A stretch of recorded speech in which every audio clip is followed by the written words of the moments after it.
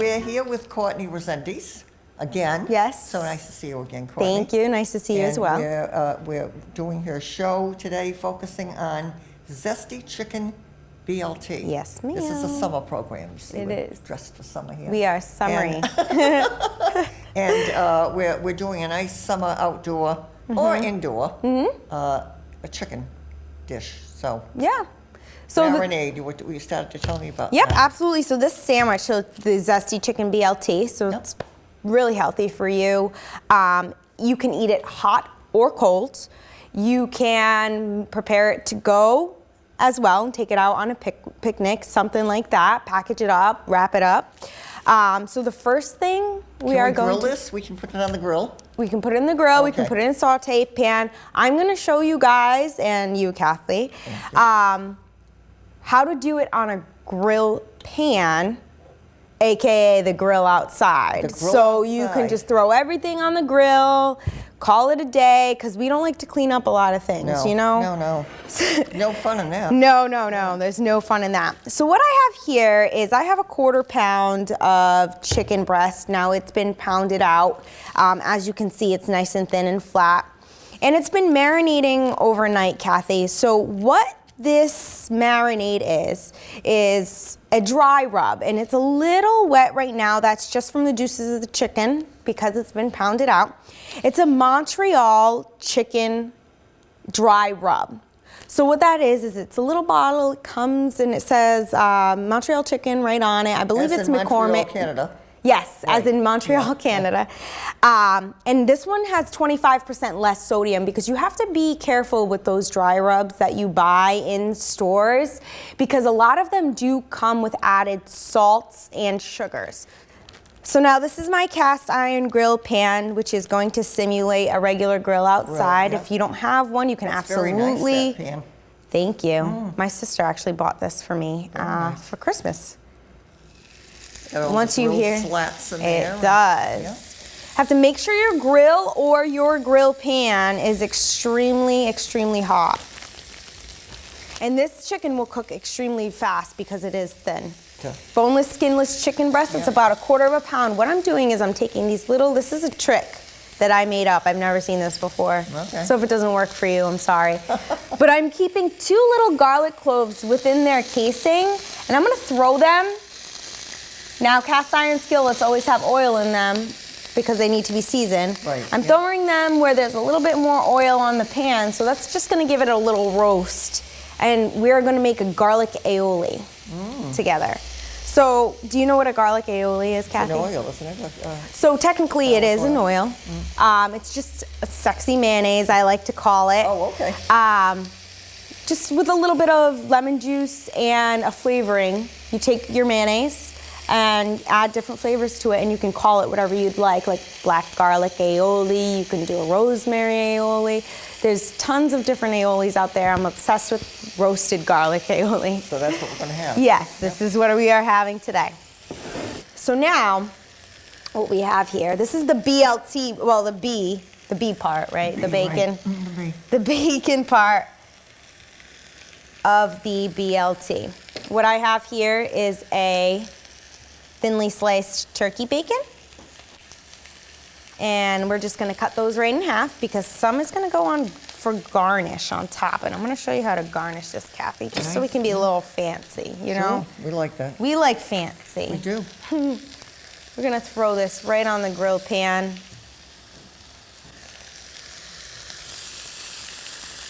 We're gonna flip our buns. Very nice. Nice. I'm not putting any cheese on this, just to keep the calorie content low. Well, And you'll what have the aioli too, right? If they wanted to put a little bit of that on, they could. I Yep, would think on top, absolutely. you So know? that would kind of, Yeah, you that know, would do suffice that. for the cheese portion of this dish. Right. So Kathy, what I'm gonna have you do is I'm gonna show you what I did here. Okay. Just to prep for the show. I'm just gonna make sure that these buns aren't getting too crispy. This guy must be done. So I have a little mason jar here, and I love to make homemade dressings just because I know what ingredients are going to be in my dressings instead of all that sugar and you know Right, whatever comes. else they put in. So I put 4 tablespoons of balsamic oil in this mason jar with 1 tablespoon of, it's a raspberry wasabi honey mustard. You could definitely do Dijon as well.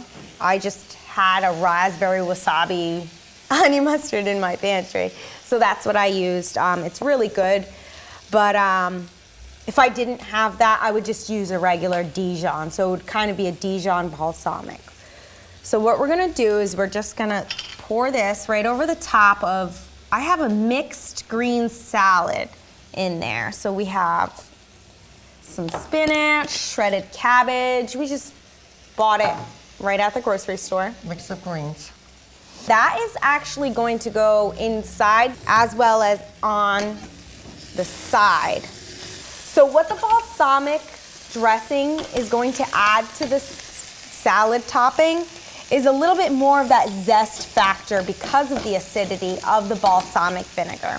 This is all set, this chicken, and I'm gonna just let it sit over About here. how long would you say? So I think total Courtney? time, we're gonna do That was fast. probably 4 minutes on each side. Right, yeah. Just because it is so thin. If the chicken was thicker, obviously you're going to have to modify More your time. cooking time for the thickness of your chicken. Put this right over here because we're going to start to build our sandwich. I love having it all cooked at the same time. Right? And it's So just easy. Really, you know, quick, for the, yeah. easy. It is. Very nice. Put our chicken right on this bottom piece right here. Maybe I should use my tongs. It's curling underneath, so it's a little difficult. If it doesn't fit, just cut it up to what That's you'd it, like, right. you know. Right here. Nice. And this is super easy too, that even if you want to make this a day ahead and individually wrap or package The ingredient. each ingredient. Right. So you could have the bread pre-toasted, leave it out on the counter. You could have the salad already pre-mixed, put it in its own container. Chicken pre-cooked, you can put that in the same container as the turkey bacon. And then when you go out or on a picnic, you can put it together while you're on the picnic. Right. Exactly. Which makes yeah. it easy. We're gonna take the back of our knives and peel off. You can actually see how the garlic is coming out of there soft. Yeah. Do you see how soft Yeah. that is? It's almost like a cheese. Like a And just get Very that soft guy out cheese. of there. yeah, beautiful. We're just gonna smush it and make a paste out of it. What I love is it was no extra work. It was just part of the whole Process. cooking. Yeah. Just chop it up just a little bit, just because some of that skin will be a little thicker. So what we're doing here is we're making a paste. Now, we're making this paste due to the fact that we don't want chopped garlic in our aioli, because when you bite Oh, right. You don't want the that. BLT, No. it's going to be chunks of garlic in your mouth, and that's not what we want. No. So now this is just plain regular mayo that we are going to just, kick it up a notch. There is also, so this is 2 tablespoons of light mayo. I'm putting those 2 little garlic cloves in here, which amounts to about 1/4 teaspoon of smashed garlic. And already I have a 1/2 teaspoon of lemon juice in here. All right, so what we're gonna do is we're just gonna mix this up until it's one mixture and it's all nice and smooth. Bury that garlic. Oh, and you can smell it. You want to be able to smell it so you know that the flavors are in there. Cut a slice of tomato. We'll keep this to the side. All right. So now we're going to build our chicken BLT, Okay. zesty chicken BLT. So we already have our bun, we have our chicken down, and what we're going to do next is actually let's put some of this on top of the chicken. Put about a teaspoon of this zesty or this garlicky. That's probably, I like extra. It's a low-calorie mayonnaise anyway, so we can, this is the one I usually buy, and I know the body doesn't really digest things that are not man-made very well. But it's only 25 calories per tablespoon of that mayo. Is the one I buy, it's a light mayo. Alrighty, so then we're gonna put some salad on top of this. And I usually like to hand pick a couple more things just to make it flat. So that it just doesn't get all over the place. There are carrots, there's shredded carrots in here as well. Yep. Which is good, it'll Add add a a nice little bit of sweet, color yeah, too. color, sweetness. Right in there. Okay. Then we'll do our bacon. And I just like to do kind of like a little cross hatch of this. So it kind of makes a little bit of a patchwork there. And we're just gonna finish off the slice of tomato. And I mean, you can build this any way you really like. Whatever you'd like on it. You know? Onion, you could add onion too, as they do. Absolutely. Right. So I'm gonna put a piece of tomato, we'll put some of those lettuce leaves right on top, and I'm gonna show you the way I do that. Okay. Just cut this over here. I'm always so careful with tomatoes because I don't wanna crush them. Well, you're putting a nice thin slice on it too, Right. So let's do this. which is good for the, sometimes you'll get something, the tomatoes that thick. I know, it's And terrible. it's like, how do I eat this? So now we're just gonna eyeball. This is just for Yeah. fanciness, you know what I mean? This is just to keep everything together and fancy it up a little. Throw the tomato on here, right around here. Throw a couple of these lettuce slices right on the bottom. This is what they do at restaurants. This is the only reason why I'm doing this. It's nice. Just it's, make it's sure different. your hands are clean when you're Oh, doing of this course. too. Oh, yeah. Because I Right, don't we have the sink right over here. Yep. Right? Yep. just and cross-contamination too between that raw chicken. Exactly. Careful with that at home. Right. And then we're just gonna throw this little guy, make a little hole on top. The last of the bacon. Mm-hmm.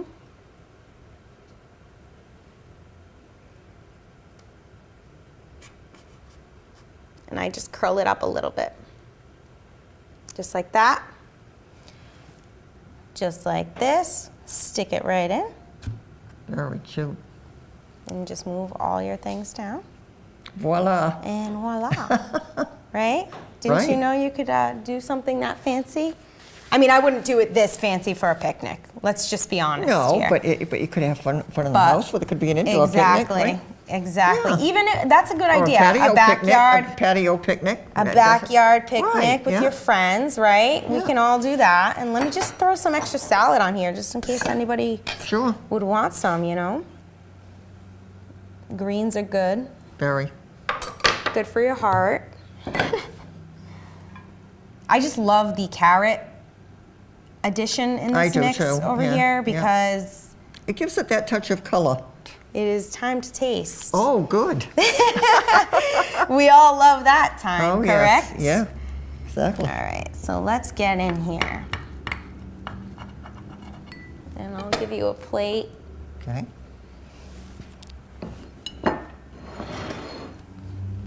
And hopefully I can get this cut precisely because we would just, you know, just go in for the kill.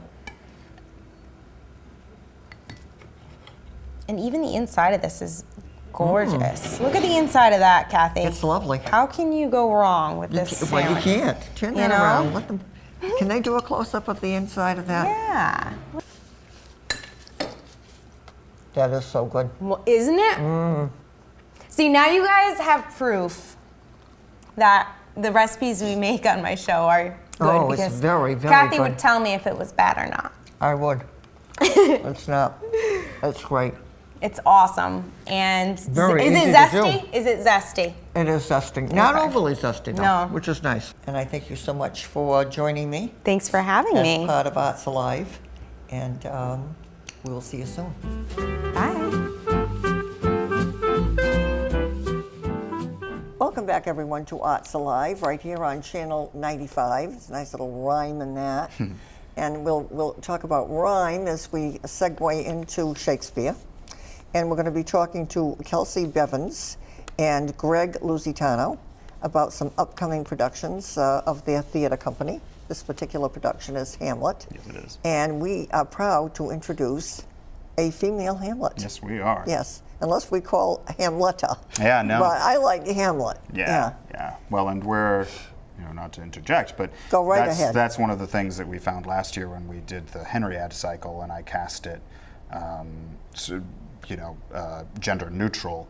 We didn't change any of the names or anything Right. like that. We just said we have performers playing characters. Roles, right, The audience yeah. just sort of goes with it. They aren't seeing it as a gimmick. They're not seeing it as anything other than, oh, you just get different shades when Yeah. you see an unexpected type in a Exactly, role where yeah. in your head you picture a certain thing, you see something else, suddenly you have to assess it from scratch. You're not just going into expecting the greatest hits, that you've already yeah. heard 100 times. Yeah, and it is also the suspension of belief, which is what it's all about. The fact right. that you can get past the stereotype in your head Yeah. and say, no, this is something new and different and good.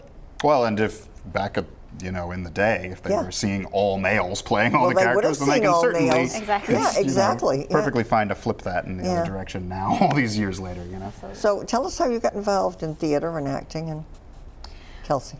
I had a really strong interest in theater and singing when I was really young, and I was very shy about it though, and I was terrified of auditioning, actually being up on stage, but my draw towards it was strong enough to eventually pull me yeah. on stage. I started in middle school. I did it through high school. I majored in it in college, and I've been doing it consistently ever since, on stage, on film, singing. Where did you go to school? University of New Hampshire. Oh, nice. Yeah, they were a really young strong lady from the programs. city. Actually, Little Theater just gave her an award last night, a scholarship, and she's going there. in the That's fall. great. Yeah, for voice, primarily, I think, That's for voice. great. Yeah. They have an incredible program. Great. So it Very was, good to hear that. yeah, it Really. was an honor. Well, you to go wouldn't there. necessarily think. We think of Emerson or Simmons or some of the Exactly. other area That's schools exactly. as It's like the hidden that gem focus, that right? no yeah. one really knows Which about. is nice. Yeah, it it's is a nice really nice. thing, yeah.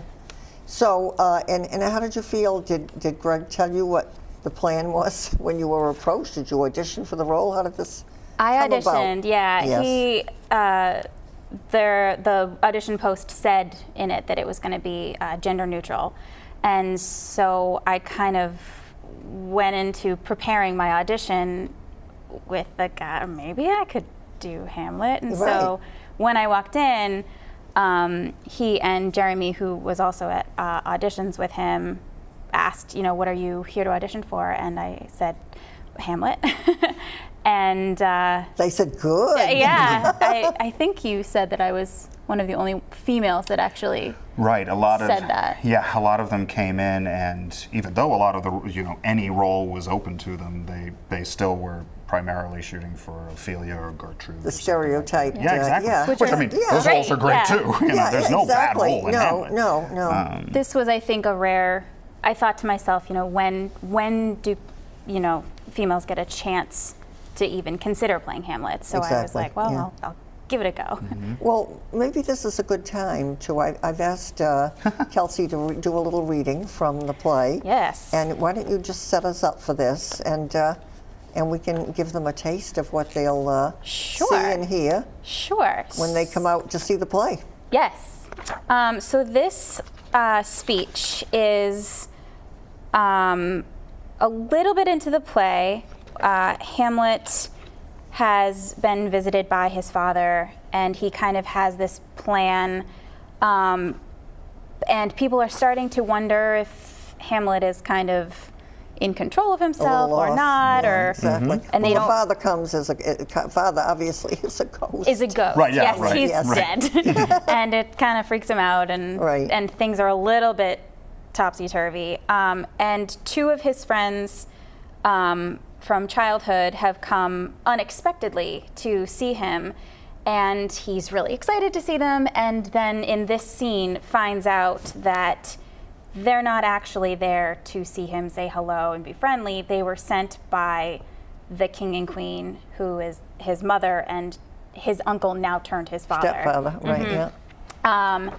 And feels betrayed and confused. And As he probably should. absolutely, it's completely justified. And so he is explaining now to them why he believes that they were sent for. So they admit they were sent for, and Hamlet says, "I will tell you why. I have of late, wherefore I know not, lost all my mirth, forgone all custom of exercises, and indeed, it goes so heavily with my disposition that this goodly frame, the earth, seems to me a sterile promontory. This most excellent canopy, the air, look you, this brave o'erhanging firmament, this majestical roof fretted with golden fire, why, it appears no other thing to me than a foul and pestilent congregation of vapors. What a piece of work is a man! How noble in reason, how infinite in faculty, in form and moving, how express and admirable, in action, how like an angel, in apprehension, how like a god, the beauty of the world, the paragon of animals, and yet, to me, what is this quintessence of dust? Man delights not me. No, nor woman neither, though by her smiling you seem to say so. Why did you laugh then when I said man delights not me? And then the players enter. That they Very do. good. Yeah, very good. Thank you. The play within the play. Yes. Yeah, Right. exactly. They will be Yeah. performing. Yeah, that's great. That Soon. that piece is great. It's Very a- good. And yeah. you did a wonderful job with it. Thank you very much. So, why Hamlet, Greg? Why Hamlet? Why not? That was one of the earliest ones that I got into. It was the first Shakespeare that I appeared in when I was 12 or something like that, and I played Hamlet at the time. On the one hand, it's a very, very dense, complex character study for all of the characters. But on the other hand, there are worse ones to start with in terms of their motivations are understandable.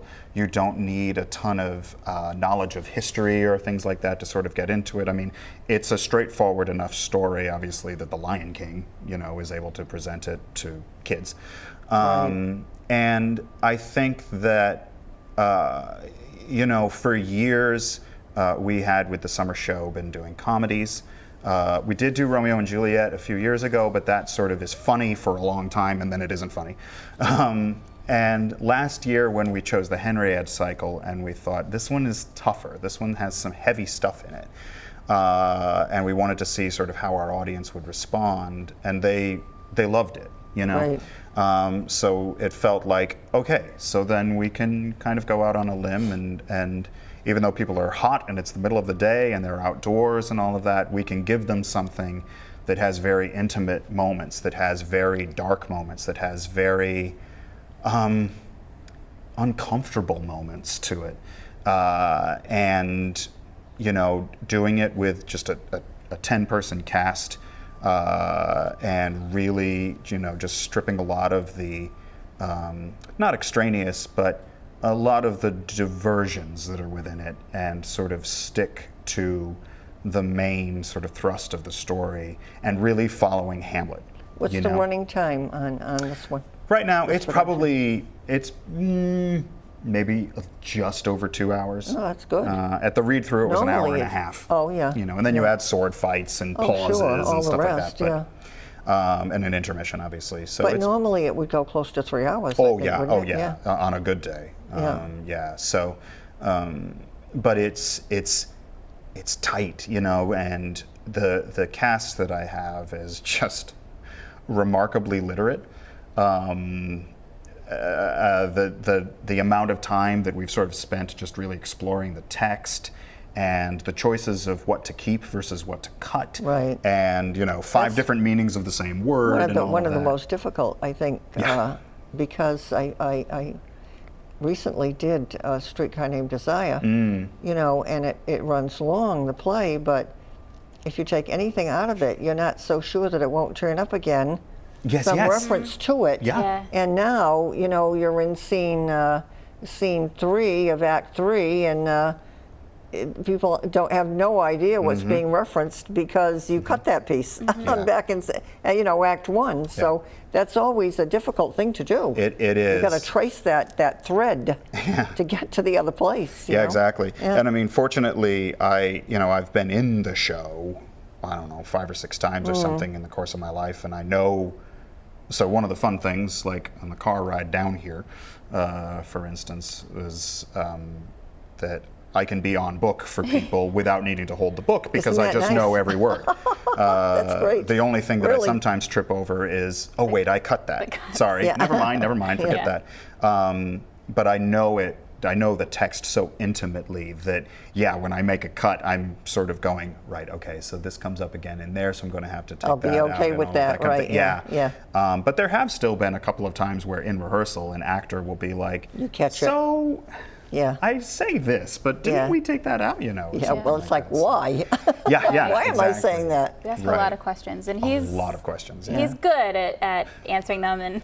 But that's good. But explaining that's them, good but- that they ask a lot of questions. Yeah. Oh, they, You know, yeah, they're because that's a really real into it. commitment and involvement. Absolutely. Yeah. It's Oh, it's just a banger. So when do you is your first production at the Historical Society? No, that's actually our closing weekend. Oh, it which is? It's Okay. normally not, Oh, all but right. this year Yeah. we're closing there, which I'm actually really looking forward to. They have a very, very responsive audience. Yeah.